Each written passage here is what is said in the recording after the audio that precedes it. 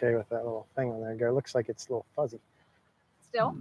Yep. But we're on. Hello and welcome back. Rapid Fire Golf episode or week 24, I suppose, back outside here at the range. Hopefully everyone had a good week or weekend since we were here last. For those who don't know, haven't been here before, again, with Rapid Fire Golf, it is like it sounds. You ask questions, we will rapid fire answer them. And you guys can post up questions whenever you have them, whenever you're ready, and we'll roll through them. Hope all is well. Everyone had a good weekend. I'm gonna hit one or two balls until I see some questions pop up. And hopefully we have our connection secured here out at the range, a little better than inside. Let's see. Mr. Neal, any tips to help make 3-foot putts? I get nervous. Yeah, so couple things I would say. Number one is, without seeing your technique or why you would miss them, let's assume you normally make 3-foot putts. Let's say they normally go in, but when you get nervous, you're missing them. Or let's say you make them in practice, you don't make them on the course. Part of that would be having a really good pre-shot routine. So making sure you do the same thing over and over again before you putt. Number two then would be within that routine, doing breathing, right? Visualizations, all those sort of things, making your practice more like you play. But then one of the key things you can do is have a mechanical trigger or key that you go to take your mind off the miss. A lot of times you get over a 3-foot putt and you start thinking to yourself, hey, just don't miss this, or I'm supposed to make, and there's pressure on it. Kind of let go of the results, accept whatever happens, and then potentially have a mechanical key. We did a little on-course video today, and part of the what we were talking about was, hey, when you're out on the course, if you're worried about a shot, having one or two little swing feels that you use as a key, sort of a go-to feel, mechanical thing, can be a good thing. So again, without saying mechanics, I'd say really good routine, practice more like you play. You can't be thinking don't miss. You got to replace that with something else, and that could definitely be a mechanical process. Roger, how do I keep head from going backwards on downswing, any drill? So when the head goes back on the downswing, a lot of times what that is too much right side bend without enough rotation. So watch if I do it. See, watch my head relative to the background back there. If I go normal, okay, here's me centered. Now, if on my downswing, I do right side bend, which is my right shoulder closer to my right hip like this. See how my head, when I do that, goes back. But now if I do that same thing, right shoulder closer to right hip, but then I turn, that gets me back on center. So what you might be doing is going up, adding right side bend or tilting, and just swinging this way instead of having right side bend and turning. If you do tilt too much, you can have feels like your left shoulder and right shoulder kind of going down and forward as you start to eliminate too much of that right side bend. But typically that'd be a right side bend press. You get that okay, Mayor? So let's see. Hi, Eric. Hello from Germany. Hello, hello, hello. Gregory, I hit the ball pretty well, but don't leave a divot. Do you think it's essential that I do? I do not think it's essential that you do. If you don't take a divot and hit it well, I wouldn't change anything with that. Some of the best ball strikers of all time, if you watch their clips when they played, like a older Tiger Woods, a Greg Norman, Jack Nicklaus, a lot of times with their irons, wouldn't take huge divots. They were pretty shallow at the bottom and picked the ball. So that is perfectly okay. Robert, can you talk about right lateral bend on the downswing, how it could help early extension? Yeah, so a little bit of what we just talked about there. When you make your downswing, the general ideas are to have your right shoulder and right hip get closer together, which is right side bend, and pairing that with a turn. If you early extend, right, basically that is I'm going into extension early, or therefore I haven't turned before I went into that extension piece. If you add in the right side bend, right, extension, when you come down, is going from forward flexed or bent over to farther from the ground. Now, if I add in right lateral bend, right shoulder closer to my hip, and I turn, that reduces the distance of me from the ground. So really right side bend or right shoulder lower can be one of the feels you can use to get your upper body lower to the ground and add rotation, then have the extension pieces happen later on. There's some more micro stuff we could talk about how that actually induces rotation. We can have that conversation, but the general idea is the right side bend gets you and your body closer to the ground, which is the opposite of the early extension, the pattern we want to get rid of.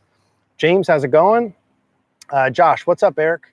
What's going on? Having a hard time creating a left-hand grip that holds up during forces of swing, leading to closed face hooks.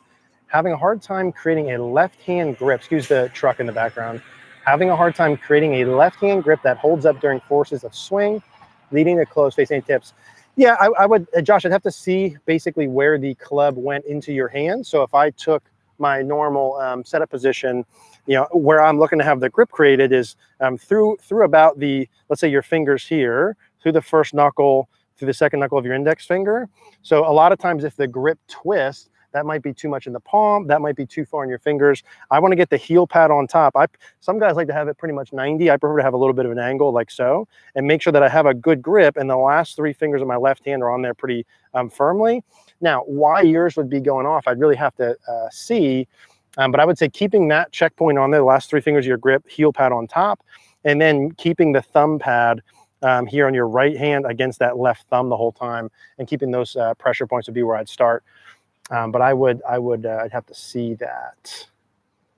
Let's see. Matt, how do the hands and arms work in the downswing as you rotate so you're still coming from the inside? So when you go up to the top of the swing, let's assume your club is somewhere like this. When you're working down like this, the club shaft shallows first, right here. So your arm's going this way, some amount, and your right arm's going this way. So your left palm's going towards the ground some amount, and your right palm's going up towards the sky, which shallows the shaft. That's happening from the top until about halfway down. Once you're getting about halfway down, now the opposite's happening. This left arm is working from that pronation position into a supination position. So it shallows early, and then it starts to, that's a little exaggerated, but it shallows early, and then it starts to steepen later. Same thing with your right arm here. Your right arm supinates early and then pronates later at the bottom. And there's a gradual rotation, right? There's the shallowing from here, depending upon why you do it. That could be all just from good body motions, but that shaft is going this way, right? You're not going right into supination. You're going this way. And then from there, then we're going towards supination of that left hand, pronation of the right hand. That's how the arms would work. Wrist conditions there would stay pretty neutral. If you're flat at the top, you would keep that flat as you start working down. Keep that flat, keep that flat, keep that flat. You are gradually unhinging from the top. If I'm here normal and I have this angle, as I start to work down, I've got the same angle, but as I'm working down, I'm gradually unhinging the club, and I'm making up for that with shift and rotation to move my low point forward. So not sure if that exactly answers your question, but that's kind of how the arms and hands would work. If you search my name in arms and hands, there's a bunch of different videos we did on how they work that'll go a little bit more in detail.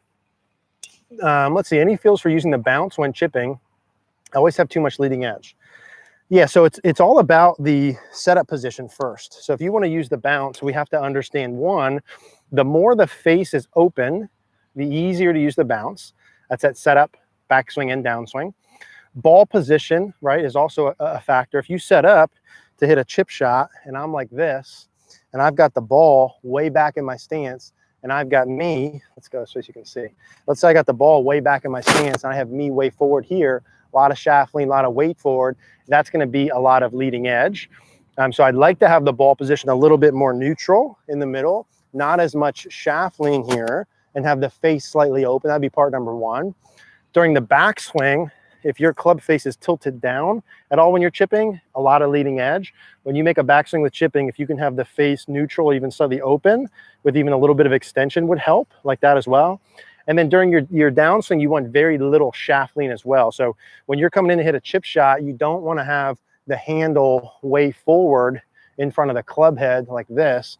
You want to, if you're starting with a very little amount of shaft lean, you want to try and return it, almost like the club head is winning the race. At impact, you're kind of more or less 90 degrees straight up and down, and then the club head is gradually passing your hands, and it's close to your hip on the way through. So neutral club face, keep it open when you go back, let the club head release on the way down, and what you're really trying to do is create a thud. So the back of your club, the bounce here like this, you're trying to create a thud with that.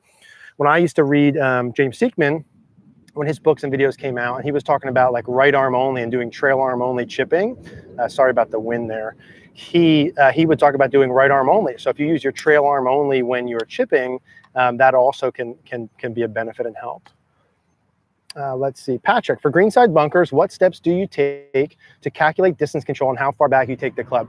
I don't really. So usually out of the greenside bunkers, I keep that. Is there any kind of weight we could put on this maybe, Mir? When I'm doing greenside bunkers, that's really a feel thing, like for chipping. If I'm doing a chip shot, I'm not really having a swing length system. Anything inside of 30 yards to me would be more kind of feel based. I would say as a stock general rule, when you're doing your bunker shots, probably about to left arm parallel during your backswing would be a reasonable backswing length. So if I was doing a shorter shot, like I'm going back to left arm parallel and probably shortening the follow through. If I'm going longer, I'm going back to left arm parallel, going longer on the follow through. And then I'm also changing the face at address. Like if I'm going super short, the face will probably be more open. If I'm going longer, I'd close the face, not close the face, but it'd be less open. I'd also switch clubs. If I'm going to 20 or 30 yards, I might not use a sand wedge. I might use a pitching wedge or 9-iron. So I don't really put a system in for that, but you can. Some guys I know kind of put little feels in like that. But I think for the majority of golfers, getting out in one, getting on the green, having a makeable putt, and then when you get beyond that point, you start to practice landing zones out of the bunker. But I'd say left arm parallel during the backswing would be a reasonable swing length to use as a checkpoint. Sean, am I trying to not laterally shift so I can rotate? Oh, I am trying to not laterally shift so I can rotate better, but I'm bottoming my swing too far behind the ball. Any overall thoughts? Yeah, Sean, I have to see to say for sure. For you guys that are new or have heard it 10 million times before, when I say I have to see your swing, we do have cogornogolf.com. That is our membership site where you can post your swings. I can give you feedback. Sean, I have to see why you're hitting behind the ball when you're trying to not laterally shift. Probably before you have something in your swing that you matched up with shifting forward and working your low point. That could be because you release angles too early during the downswing. Could be because your shaft is too steep. Face could be too open. I have to see. But generally, the idea would be you're trying to move your low point more forward through rotation instead of lateral. Now, of course, there still needs to be some lateral. There still needs to be some push off. The idea would be if you have too much lateral, too much push off, you want that to happen later on. But I'd really have to see to say, you want to also check your arm lengths, right? So as we're talking about the early extension, and we did the early extension master class, and we have a bunch of the master classes that are linked underneath all the videos. When you come down during your downswing, as I get my body closer to the ground, as I want to rotate more, if my arm is long and my right wrist is long, like it was before, you'll get fat shots, right? Meaning you can decrease the amount of, so if I look at it this way, here's my right arm, fully straight, right wrist fully straight, here's the club. That's how long it is. Now, if I bend back my right wrist, that just got a lot shorter, right? Look how long that is. That just got a lot shorter. Now, if I also bend my right arm, that also got a lot shorter. So I started here, almost at the end of the screen, through right wrist bend and right arm bend, I got a lot shorter. What does that mean? If I take that during my downswing, that's a lot harder to hit a ball fat from there compared to if I normally lengthen my right arm, right wrist. That'd be something else that I would check as well. Hey, Eric, any good, oops, let's see here. Sorry for the truck in the back, guys. Eric, any good fun practice drills for 8 to 10-year-olds? Yeah, a lot of them. I think if you just kind of go on or Google on there, you might be able to find some. Are you on there, okay, Mir? You might be able to find some different drills online if you kind of search 8 to 10. Yeah, there's a ton of different stuff. I would say just keep it fun, keep them on the course, things where they can keep score or improve, you know, a thing from week to week. Probably beyond the scope of what I could explain here, but yeah, a ton of different ones. Speed control drills with the putting, maybe some kind of short distance make percentage, some fun chipping things, landing zones, things like that. But if you search online, you should be able to find some good stuff. Bobby, how's it going? I tend to regrip at the top. Stop doing that. Josh, hey Eric, I have a strong grip, so my wrists are kind of cupped at the top of my swing with the driver. I try to bow my wrist to square the face, but I'm struggling with any tips. Yeah, well, it's hard because those two things don't go together. Meaning, when you have a strong grip, let's say you have a really strong grip like this way, okay? When you go up to the top, that pairs up with a little bit of a cup, a little bit of extension. So that I would actually leave okay. So meaning, if your grip is strong, the cup is okay.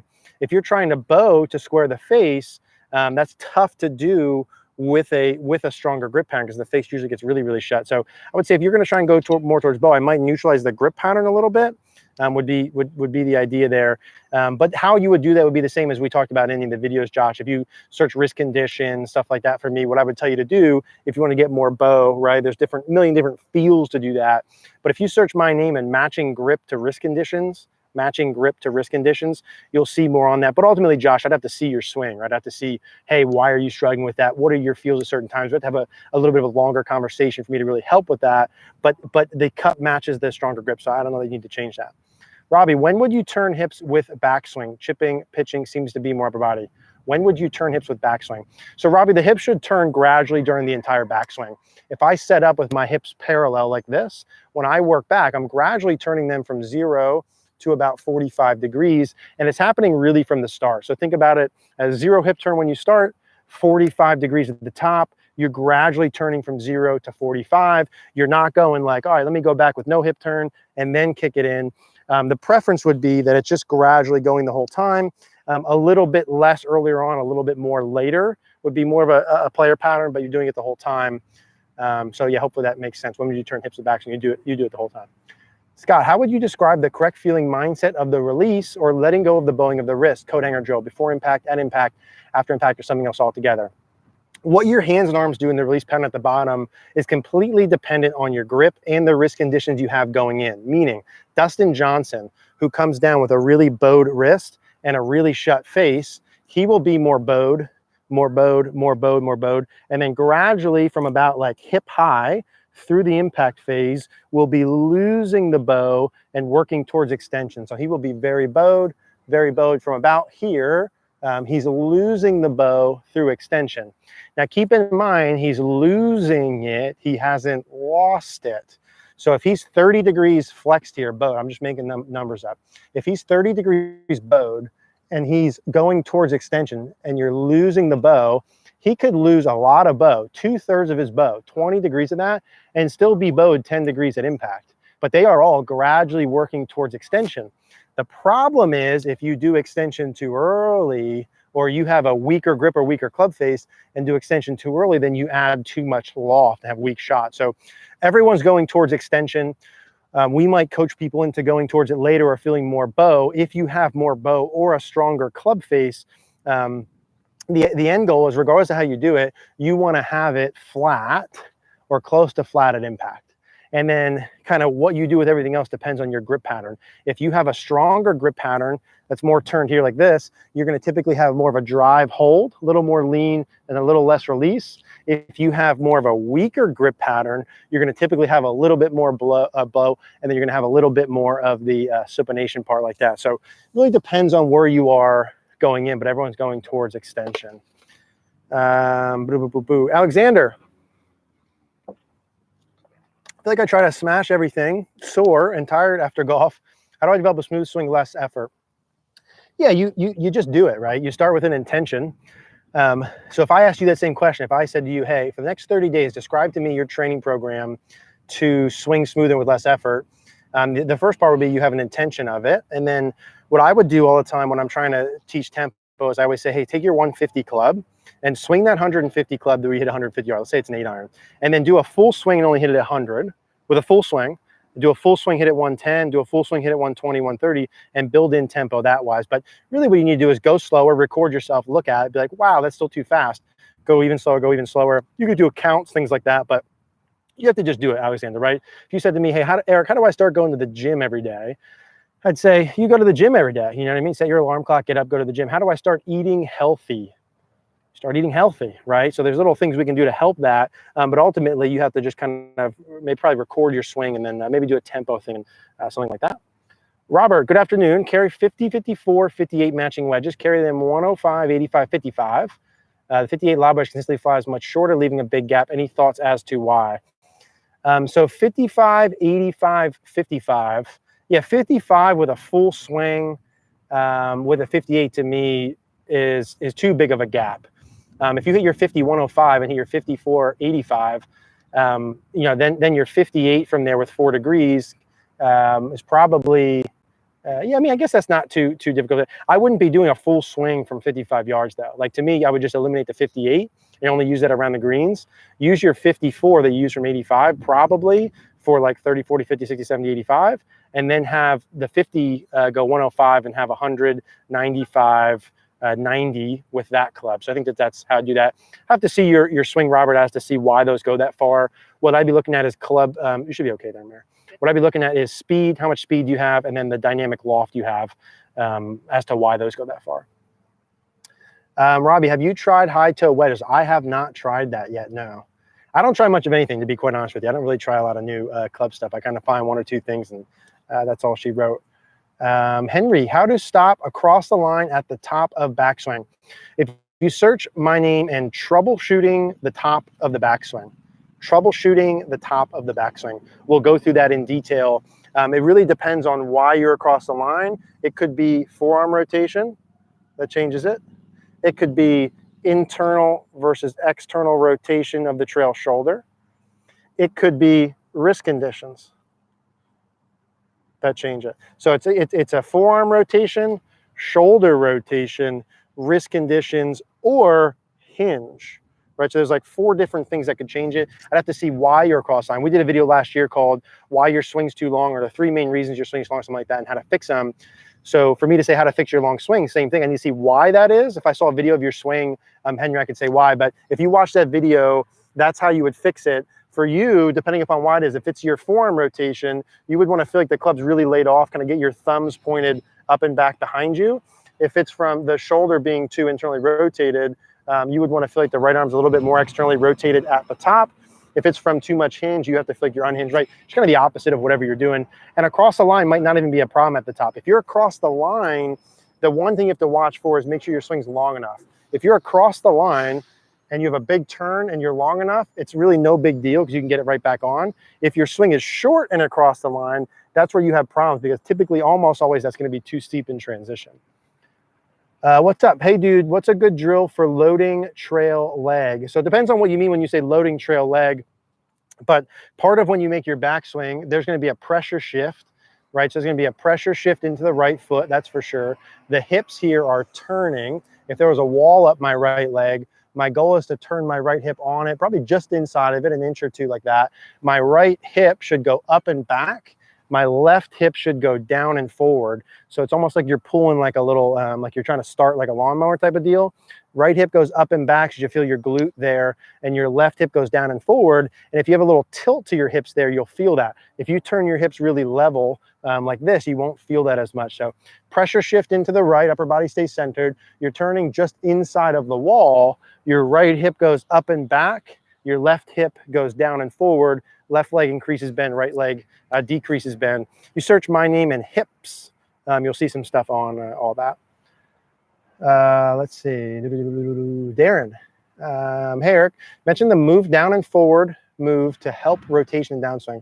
Do you have a feel how to clear the left shoulder from that point? Yeah, so when you work in like this, let's say you're at the top of the swing here, shoulders are tilted, left shoulder's lower, right shoulder's higher, and I'm turned back a full 90. In transition, as I reflex forward, my left shoulder stays lower than my right, just for a little bit in transition, till about halfway back down. I'm getting closer to the ground, I'm reflexing my legs, I'm adding right side bend. I'm then staying closer to the ground as I start to go into my extension. Once I'm at about club parallel during the downswing, my left shoulder there wants to work up and back behind me. And you could literally just feel that, working the left shoulder, flying back behind you, like there's an object behind you and you're trying to hit it with your left shoulder and pull it back. The question is, how do you feel that and how soon? You know, if you're really close with your shoulders really long, you might feel your left shoulder get up and out sooner. In reality, what we want is 90-degree shoulder turn at the top, 45 degrees by the time I get to left arm parallel. So I'm 90, 45. By the time I get down into last parallel, I want to be more square with my shoulders, and then my left shoulder's flying up and back. But again, if you're really close, you might have to feel that sooner, but kind of like you're trying to hit someone behind you with your left shoulder would be the feel for that. Early extension cause shank. Definitely can cause a shank. If you early extend like so and raise the handle and kick the club too far out and have your swing direction too far out to the right, the arms, right, as your body gets farther from the ground, chest farther, knee farther, your arms and wrist angles can completely extend and throw the club out to the right. So that definitely can cause shanks. Let's see, what's happening, Eric? I want to take away, are you a pusher with the left side or pull up with the right side in the takeaway start the downswing? Yeah, the feels there are always different per person. So either one of those could be correct, right? It'd be like during the downswing, do I feel like I supinate my left arm or I pronate my right arm? Both of those things would cause the same deal. When you come down and when you make a backswing, if you feel like you kind of push away with your left hand, or if you feel like you pull back with your right hand, and those create the same movements, then it's really could go either way. So really a feel thing. It could go, there's no black or white correct answer there on that one, unfortunately. Meaning I might ask, let's say two players both have perfect takeaways. I ask both of them what they're doing. One person would say, I push the left side, and the other one would say, I pull back the right side, and they're both making the same exact movement. So they're both okay there. Larry, let's see. Sorry, I need to hydrate. It's hot out here. Larry, need some help or drills to improve form rotation and fearing the ball will go extremely left by doing so. Was told I need to learn to get the shaft around the corner. The issue here is when you're adding arm rotation, you shouldn't be consciously adding arm rotation and being fearful of left, right? So if you need more arm rotation, you should be trying to hit left. There should be a purpose behind that. That would be like me being like, hey, I'm going to start running, but I'm afraid I'm going to lose some weight, right? Or I'm going to start eating better. I'm afraid I'm going to get in better health, right? Because those two things should go together. As you start to add supination, first, you should learn how to hit it left. And then via club path and pivot, you get it back to straight. It's always easiest to learn it face first. Learn how to supinate, bow the wrist, shut the face down, hit it left. Second, learn how to hit it, get your path more from the inside to get it back to straight. And then third, learn how to pivot to take the curve off and add speed. So you should be hitting it a little bit left when you're doing the supination in the beginning. You shouldn't be afraid of that. So I wouldn't even fix that. Bruce, really like your video. How the pros start the downswing video from this weekend. I'm already working on this. Beautiful. Thank you, Bruce. Yeah, it's a little complicated, I guess, in the beginning, for the first time you hear it about things actually working away from the target and how the club head and shaft kind of kicks up and back as you work. But that's one of those things where if you can just kind of change the visual in your mind, can give you something really easy to go play golf with that could really help a lot of you guys play better that are trying to, you know, a lot of people come in, and me included when I was younger, and really try and get this narrow and okay, I have too much of a cast. I need to feel this lag angle, and it gets way too narrow. Open club faces, no good contact. Having width and learning to square the face and pivot with that is the right idea. Tony, thank you, appreciate that. Samuel, any relationship between swing tempo and your breath? Yeah, I think just like general life principle would be the same with that, meaning like focusing on your breath as a centered point or thought. Like if you were to stand there and take deep breaths, like in your stomach for 4, out your stomach for 4, you're probably not going to go faster than normal, right? If anything, you're going to go the same, or you would slow yourself down. So deeper breathing should kind of sympathetic, right? You're kind of slowing yourself down with that versus just going as fast as normal. I don't know that that's the complete solution for you, but it is could potentially be part of the solution. Deeper kind of belly breathing, in through your belly for 4, out through your belly for 4, or using a count in your mind could work as well. Tony, when are we going to meet Mary? Never, because she never wants to come in front of the camera. You want to come in front of the camera? She said no. Come to a golf No, she said come to a golf school. When we hit 100,000. We will at some point in time. Let's see when you're going to be. Okay, Frank. Hey Eric, we need a Matt Wolf swing analysis. Yeah, you know what? With those, when we first started doing the videos, I don't know, 2 years ago. In the beginning, we did a couple of different swing analysis, kind of thinking, you know, if we do the name, it just won the tournament, people are going to search whatever. But it's not really, you know, it's kind of, that's all that is then, you know what I'm saying? But we did some analysis in the beginning. I think we did Brooks Koepka. I think we did Bubba, a couple different guys. Ian Poulter we did. And I like doing them. Yeah, I think it's probably not the worst idea in the world. We did a couple in the beginning, and then we haven't done any. But the kid can definitely hit the ball really well, no doubt about that. Let's see. And Frank, when I think you're coming in this Saturday or next Saturday, Frank, we can do a little Wolf analysis more together. Robin, hi Eric, would a feeling of rotating into the lead side during the backswing be a good way to battle a sway? Plagued with it at the minute. Maybe. The main thing, Robin, with a sway to understand is there's 2 things that work during the backswing. Meaning the more I sway, hip to the right, means the less I turned.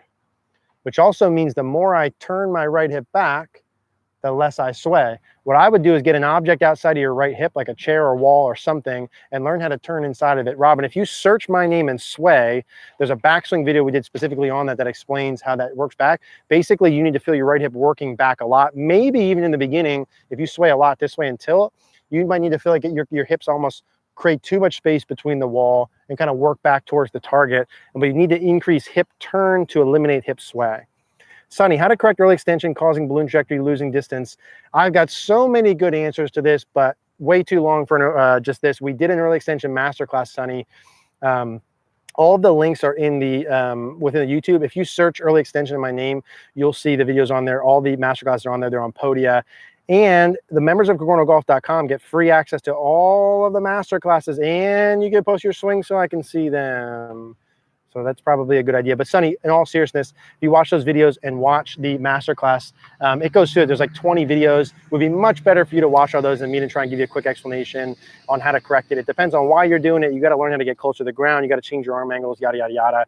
Definitely can fix it. I would definitely watch the early extension masterclass, which I think is $70, $77, 77 bucks. You got to pony up for that one. Sean, you're welcome, my friend. John, my consistency has been a mess. Too much fade, then overcorrect with pull hook. Yeah, I'd have to see your swing, John. I would have to see why that's happening.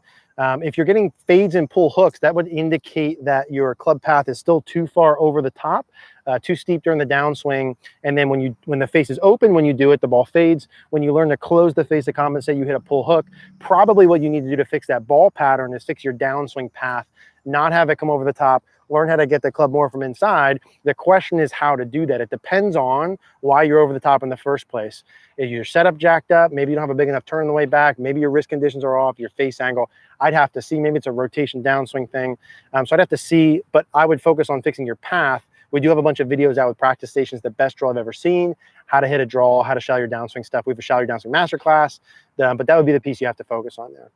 Glenn, should the downswing be inside the backswing? Yes. Glenn, if you mean down on a lower plane, we did a video called how to shallow the downswing with the pros, where I went through like 10 different swings, and I drew a line on the shaft when they were at left arm parallel and put it on there. And then when they were back at left arm parallel on the way down, and most all good players from here, when they get to left arm parallel during the backswing, the hands are in line with the pec or the bicep. The butt of the club is pointed at the ball line or between the ball line and the feet about a foot. So it's about here. And then when they come back down, the shaft is pointed on or just outside the ball line. So the shaft definitely shallows a lot of that via the body motions. If that's what you mean by more inside, Glenn, then yes, the hand path is going to work in pretty similar spots, meaning over the toe line here, through the pec, right bicep, over the shoulder, through the pec, right bicep, back over the toe line, and then to impact. So the hand path kind of works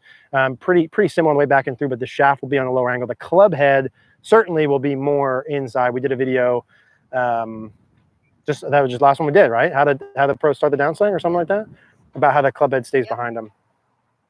Joe, hi Eric, I hit the ball pretty well, 6 index, but when I watch myself on video, I definitely flip at impact. To me, it looks like a body saw. Any suggestion of drills to keep everything moving through impact?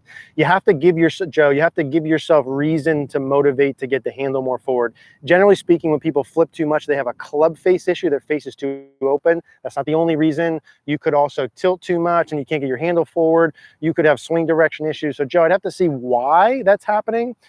Almost all the time, the stall happens because of the flip, like not the other way around, meaning you're flipping and stalling to fix something. Like maybe you're too steep and you're stalling and flipping to shallow that out.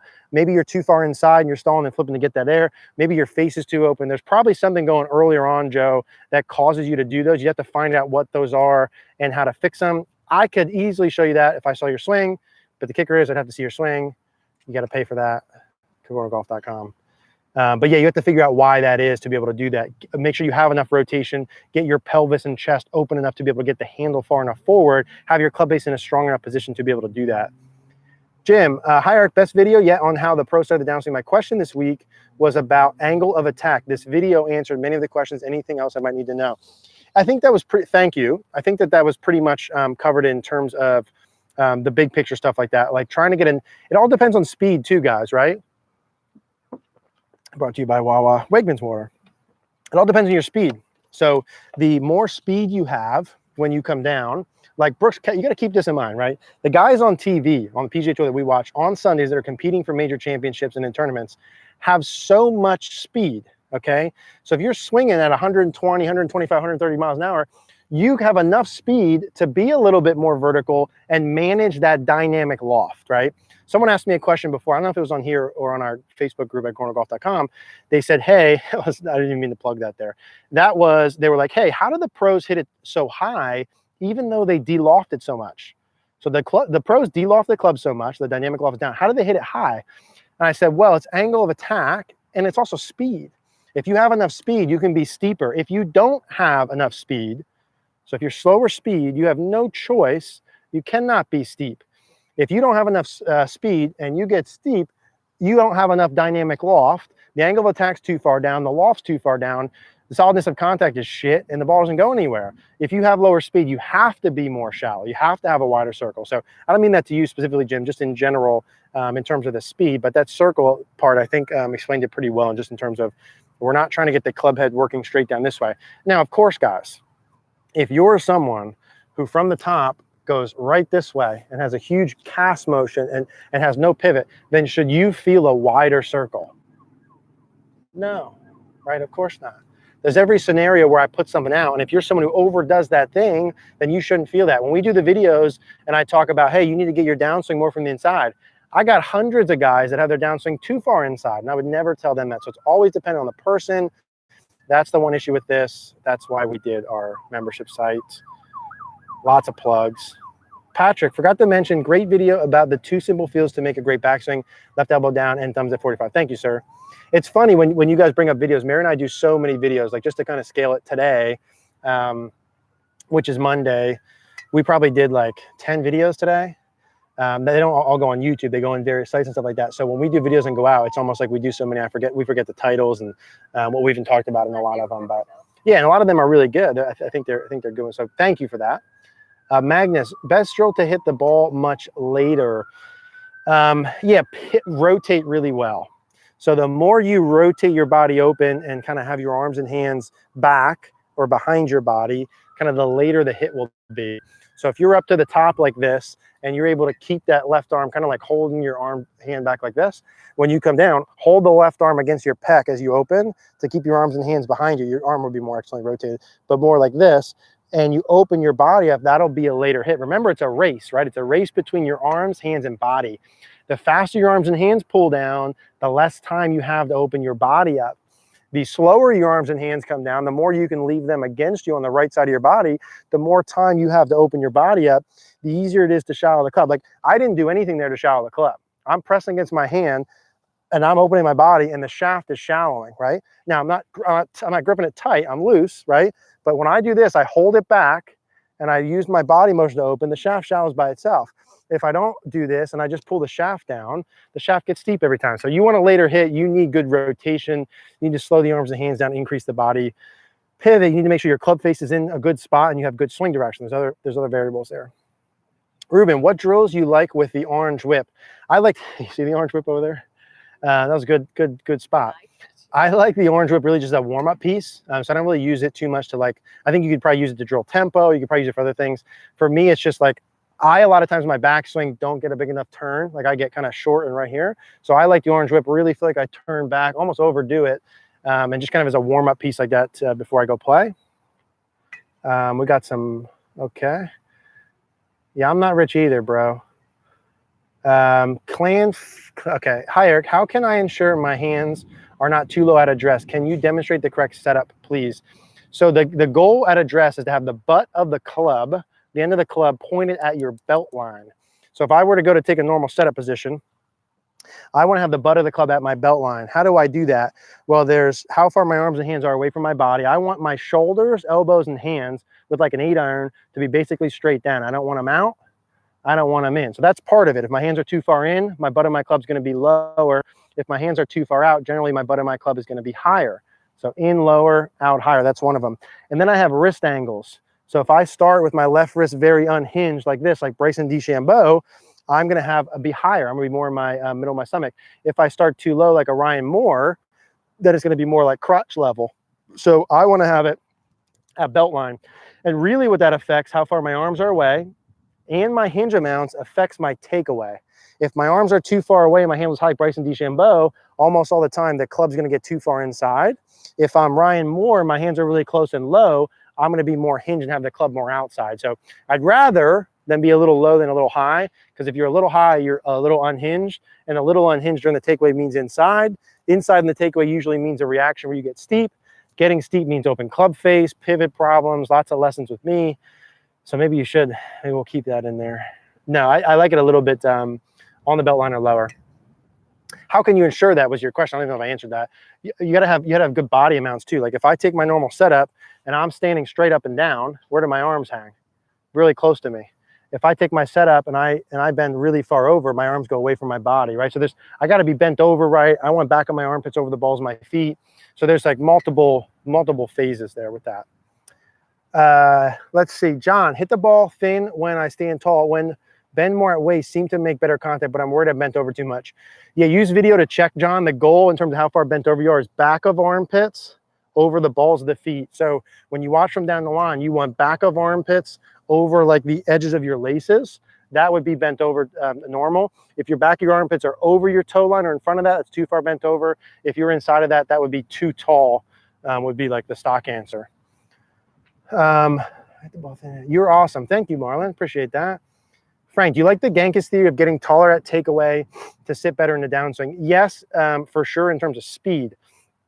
So what George is really, I think George is awesome. And one thing he's really, really good at is creating speed and kind of maximizing efficiency of speed. So there's no doubt, right? There's no arguing that the taller you are at address and during the backswing, you've got no motivation to go up taller. Like if I'm already as tall as I can get, I only have one motivation, and that's to get lower. And we know, and we will know next week, distance product? Our distance masterclass. Perfect, Frank, you set that up like a little freaking softball, baby. That was beautiful. On Monday, our distance masterclass comes out. 21 videos, plus a bonus speed series that's 10 videos, plus a curated list of YouTube videos that are, it's like 40 videos of all speed. What we talk about in there, Frank, is to create speed to hit it far, you want to go down on your downswing, right? To create speed, me bending my legs, reflexing forward, getting closer to the ground, creates a lot of speed because it allows me to later push up and out of that. The actual act of being closer to the ground, more knee bend, more bent over, and the reaction to that, the extending of the legs, the extending of the body is what creates speed. Just like if I was doing a high jump or a squat or anything like that. Now, if I'm tall on my way back, what do I want to do? I want to go down. If I go down on the way down, what do I want to do? Come back up. The coming back up part is where I create speed. Now, what if I start here on the way back and I'm already too far down? I'm down already. What do I want to do? Come back up, but I do it too soon. You see the difference there? It's about the timing of it. Staying tall on the way back so you can go down to come back up is a speed part. Now, if someone has contact issues, right? Or they turn too flat, they shouldn't go back up. You still got to turn your shoulders 90 degrees. I mean, there's other parts of it, but in general, Frank, I love it. Thank you for the softball pitch there. Distance masterclass on Monday. Marlon, Frank's right. He is right. Frank is a smart man. Robert, when I execute a properly struck short iron, my ball will land, make a big mark, and stop within the yard. That's good, which is fine by me. Because I've never spun the ball backwards. Why am I not doing it? So spinning the ball back when you go play has got a bunch of different factors. Like when I go play across the street, we did a little on-course stuff. We'll do at least once or twice a month, we have some more on-course. You'll see, like, I'll spin my short irons back, right? Bunch of factors with that. Number one is clubs. So I was watching something the other day, Jason and Day and Tiger were like hitting wedges for the TaylorMade thing. I randomly came across it and they're talking about wedges. And Jason Day was like, yeah, I never change my wedges. I only do like 3 new sets a year. And I'm laughing like, dude, I've had these Mizuno wedges for like 5 years maybe. And Tiger was like, yeah, I change my wedges almost every other event. Tiger, I guess in last year did like 7 or 8 new sets. Someone can correct me if I'm wrong on this. Tiger did like 7 or 8 new sets of wedges. Now us here, and I'm looking at you guys on here, and me, we probably have had the same wedges for a while, which also means they're changing their short irons a lot. Blah, blah, blah. New clubs with clean grooves. You see these grooves on here? Dirty, right? Not a lot of spin. Those guys have new clubs. They have clean grooves, new golf balls every time they play. The courses they play are in pristine condition. So there's factors involved with that, fairway conditions. But then beyond that, like how am I able to spin it on a muni course? Speed, solidness of contact, right? And then there's just friction amounts, angle of attack, dynamic loft, blah, blah, blah. But a lot of when you see pros suck it back, like you'll see some of them hit like a 56 yards wedge shot in the spin. I mean, that's just ridiculous.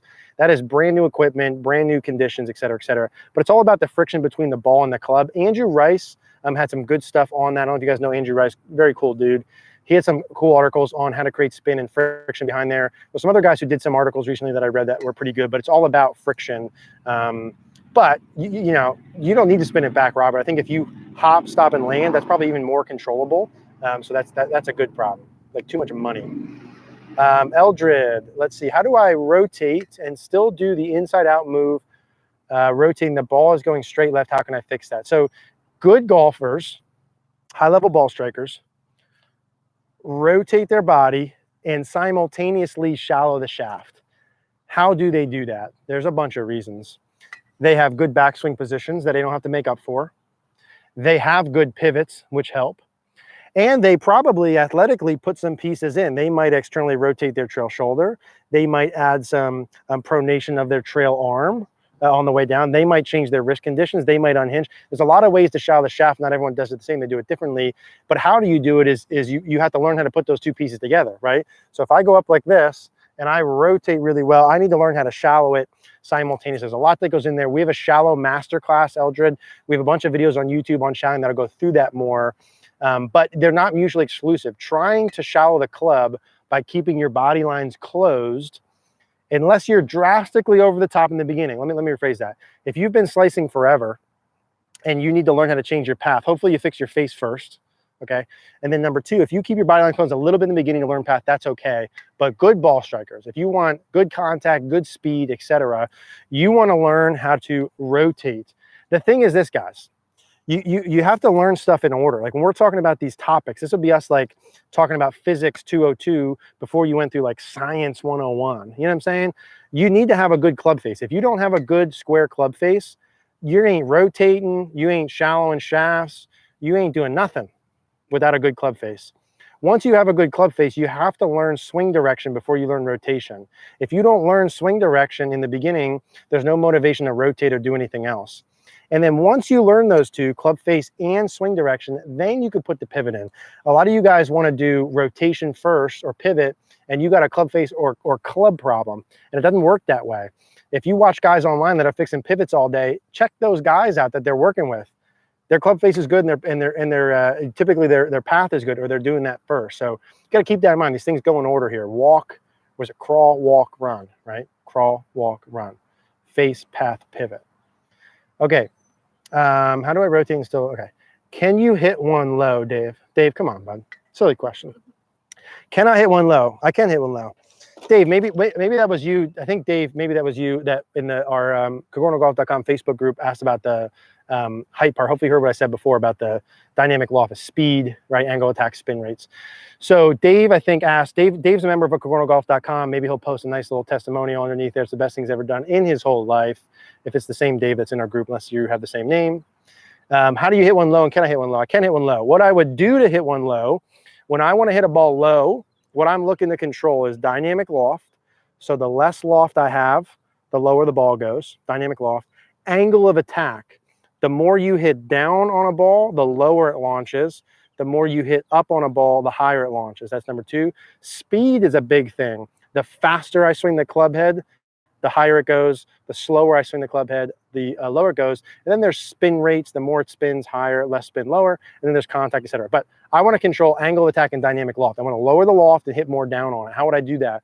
I would, number one, when I take my setup, I would take my normal setup, ball positions between about left eye, left ear here. So between my sternum location and shirt logo, I would move the ball back. How much? Play around with it, maybe an inch or two.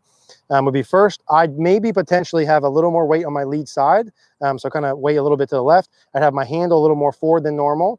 I'm going to shorten up my backswing length, still with a big turn. I'm going to purposely try and hit more down on it. I'm going to try and have more shaft lean.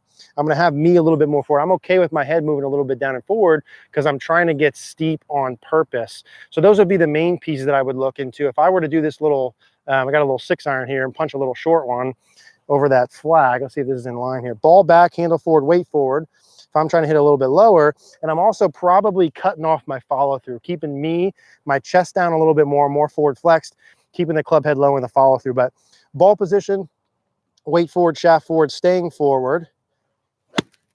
And that would be my low one. That club slipped a little bit in my hands, but that would be my low. Let me do one more. That would be my low shot. Now, it depends on how low you want to go, Dave, right? Like if you want to just lower it a little bit, you can essentially just move the ball back to your normal swing. If I'm like really trying to create a low one, I'd also probably get closer to the ball. I'd grip down a little bit, get closer, ball back, wait for it, handle for it. I'm gonna just try and play like a little low going hook here. And so that would be my my lower ball like that. So I'm really trying to control the dynamic loft angle of attack. Those are kind of the two main ones. John, you're welcome. Glenn, why does a good tip seem helpful at first, but then the benefit seems to go away? That is because you do not give yourself enough feedback, Glenn. So a good tip is a good tip for the time being. What changes is your feels change over time.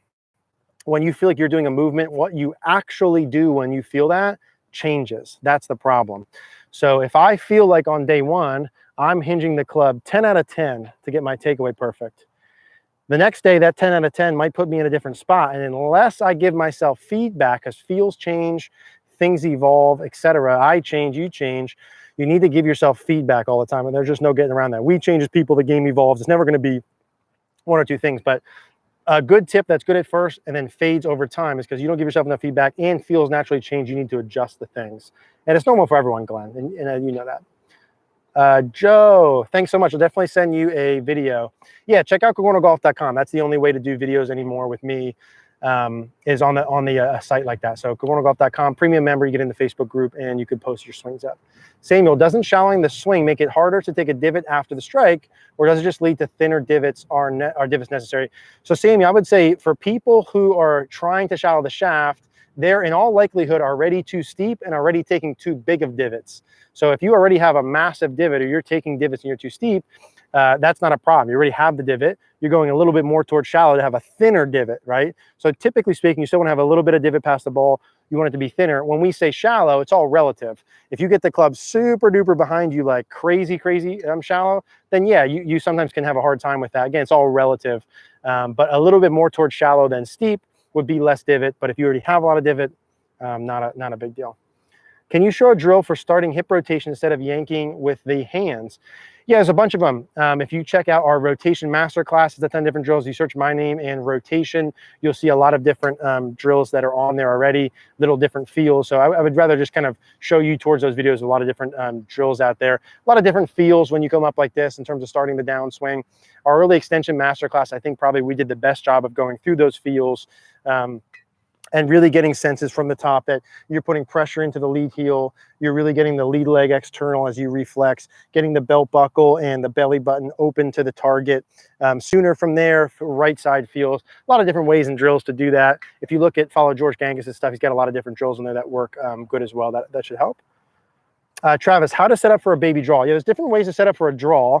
Some people, like more, I guess, like old school, if you would, guys would set up with the face a little more closed at a dress. So like, let's say out there, if you can get kind of some flags out there, let's say I wanted to hit at the 150, but I want to start it at the 200. So the 200 is like 5 yards to the right. Some guys will start with their club face lined up at where they want to finish. This is old school. And then get their body lines where they want it to start. Now, everyone's going to say, well, that's not right. You got to have your club face where you want to, face control start line, yada, yada, yada. Well, it doesn't matter what you do if it controls the ball how you want. There's a lot of guys that won major championships doing it this way. And so it's fine. You can set up with the face at your target, which is kind of close, and get your feet to the right of it, and then swing the club along your feet line. So you can do that. Like I just did that, and that was a perfect draw at the target. So that's fine. I love when like people come on and like, or we talk about golf and like, well, that's not right. Well, like, no. If you hit a ball and you do a 5-yard draw every time on command, and that's what you want to do, then how is that not right? Right? It is right. Now you could do it that way. You could also take your normal aim at the 150, but because I want to hit a draw, I'm going to move the ball slightly farther back about an inch, and I'm going to point my club face a little to the right to get it to start there. And I'm definitely feeling the club working from inside out, kind of high and to the right. And I did that, and I hit about, Mary can confirm, about the same exact ball flight. So you can have your club face at your target, aim your body to the right, swing along your feet line. That's old school, won a lot of majors, not incorrect. Or you can keep your aim more square, move the ball back so you hit it earlier on the arc, and just kind of shift your club face a little to the right to help start there. You're definitely probably feeling path pieces, maybe a little arm rotation piece. You're definitely adding some pieces in probably to create the curve if you don't normally create the curve. Afternoon, any tips for short chip shots? I'm hitting a shank type ball flight on occasions. Yeah, definitely a lot of tips. It all depends on why you're hitting the shank though. And that's one of those ones where I'd have to be able to see as to why you're doing it. There's just too many variables. Could be setup, could be ball position, could be distance away from the ball, could be backswing plane, could be wrist conditions, could be downswing plane, could be lack of rotation. I mean, there's so many things that could be doing that. If you do want to search, we have a couple different chipping videos out on YouTube. We've got more on the site that are a little more detailed. We'll probably do a chipping masterclass towards the end of the year. But that'll talk, if you search my name and chipping, you'll see some of the general chipping pieces that I would look for. How many times in a month can you get your swing analyzed on your website? So as a premium member, you get access to the Facebook group. You're allowed to post videos up to once a month. And to be quite honest with you, anything over that's overkill. Like whatever we're going to do in time, when you post swings up or if you took lessons in person, what we're going to do is identify the main priorities. What are the 1, 2, 3 things? So you post your swings up, there's 9 questions you have to answer, very detailed things. That helps guide the conversation. I watch the videos, answer the questions. We have a dialogue back and forth. We identify priorities. Those priorities we identify are going to take time to build. And really over the first couple of months, we're going to be watching a lot of those same pieces, just refining them. So it's not as though like, I don't need a video once a week. Like nobody is changing those 3 big priorities in 1 week. In 1 month of progress, and we can kind of dialogue away between, you know, that's 12 times per year that you're getting feedback if you're on there for a whole year, which is plenty. Plus all the videos. They should be looking at their own video every Yeah, and plus the guided feedback. And plus, like Mary just said, you in between, the goal is for everyone to learn how to coach themselves, and you should be looking at your own feedback in between. But once a month. Not that you said you need more, but once a month. You're right, I am unhinged. You are welcome. What are some good feels you have to stop pulling down, even if I have enough rotation going back? Yeah, so starting with the body on the way down would be a feel, any body segment, feeling the arms and hands staying up. You can feel like as you start down, your arms and hands actually go up and back, right? So if I took my normal setup position here and I went up to the top of the swing, as I start down, I'm gonna feel like my hands actually go up and back. You feel it? So you kind of see the tree line in the back? I'm going up and back as I start down. We'll create a stretch. You can feel like your left pec goes more, like I say, it's just touching my my left pec is against my, or my left biceps against my pec. As I start down, I can feel like it presses against there even longer than normal, creating pressure between my lead arm and my chest, or feeling my arms going up and back as you start down. Let's put that on a paper if you could, Mary. So just put, stop pulling the hands down. I don't remember what it is. When you come up like this, so both of those could be pieces that you can do to do that, learning how to rotate better from there. George Genghis has a lot of stuff where you put stuff on the arm, stuff like that. That can work good too. But your hands working up and back as you start down, stretching the lead arm against the chest. Daniel, how many swing thoughts should you take on in the course? I play with different swing thoughts for the driver, irons, and wedges. Yeah, you can definitely have different swing thoughts for the different clubs. That's not incorrect. Just like other sports, what you're going to think for fastball, curveball, or changeup is different. Layup, lob shot, 3-pointer is different. If I was going to hit a tennis serve, forehand, backhand, slice shot is different. So we shouldn't be under this assumption that should only ever be one thing. But the goal would typically be to have 1 to 2 swing keys. I think you should have swing keys when you go play golf. I think thinking you're going to go on the course and just magically have this swing because you repped it on the range is fool's gold. Whatever you think about on the range that created good results, you need to think about those same things as exaggerated on the course if you expect the same results. I like to have 1 to 2 things to think about. You can have different things for different clubs. That's okay. Generally speaking, 1 to 2 things across the board. Let's see. Can you talk about wrist hinge and the timing of hinge in the swing? So we do have 2 minutes. So the rest of these I'm going to go through fast. If you search arms, hands, wrists, Bob, for me, you'll and search my name, you'll see some of this in here. Basically, when you go back, you're going to have a normal amount of hinge at address. You're gradually hinging to the point where the club's even with the hands. When it's at first parallel, hands just outside of the thigh, you're gradually hinging to about 90 or just past 90. You should be just less than 90 degrees at left arm parallel, about 90 degrees at the top. Still at 90, still at 90, and then start unhinging a little bit more from there to the bottom is the really, really simple version of it. But if you search arms and hands, my name, you'll see some of that. Can you provide a drill to prevent me from taking the club back too far on the inside, getting stuck? Not pretty. Thanks, Chris. Definitely can. We have a lot of takeaway videos. Search my name, takeaway, 4 different drills to fix your takeaway. The only drills you'll ever need. Troubleshooting your takeaway. Yeah, there's a lot of takeaway videos. If you search those, there are drills on there. Ronald, what's your suggested pre-round stretch and warm-up routine, favorite stretches? I would say the most important thing pre-round is get blood flowing, get moving, not as much static stretching, more kind of dynamic movement, getting your kind of blood flowing, getting going would be beautiful. Who's your pick to win the Open? I don't know going in, to be honest with you. I haven't really thought about it. We've been so crazy, busy with everything. I haven't really even watched a lot of stuff, but I would love to see Tommy Fleetwood win. That'll help. I'll make him my pick. Any thoughts on the CBD craze? I think there's a lot behind it. I think that it is something that's going to grow and not go downhill. What's the mindset from P3 to that 2+2 position, work forward and reverse engineering? I'm not sure what you're saying there. What is the mindset from P3 to that 2+2? Oh, okay, 4.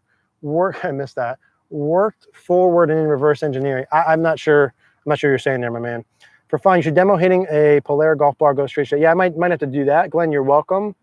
Fascinated with the squat and extended rotate discussion. I wonder why more instructors do not teach this unless it's quite advanced. I think the issue is it is quite advanced. A lot of people won't teach what they don't fully understand. And a lot of it's newer in terms of like we're able to measure force plates and how things actually go on. So I think people teach what they're comfortable with. That's all. What about using your right hip more inward for more rotation? Can you explain this instead of left above? Definitely. Our video we did last week was 4 different fields for more hip rotation. Talked about the right hip in depth, exactly as you just mentioned there. So you can watch that one.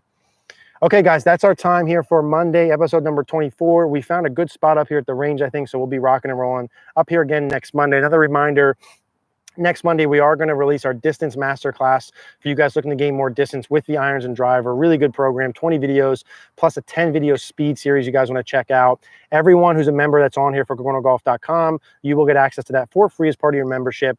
If you guys do want me to check out your swing, which I can't highly recommend enough, it's the best way for me to help you, check out CogornoGolf.com. I would do a premium membership. It's $39 a month. Get access to all the master classes, everything on the site, and the community where you can post swing videos.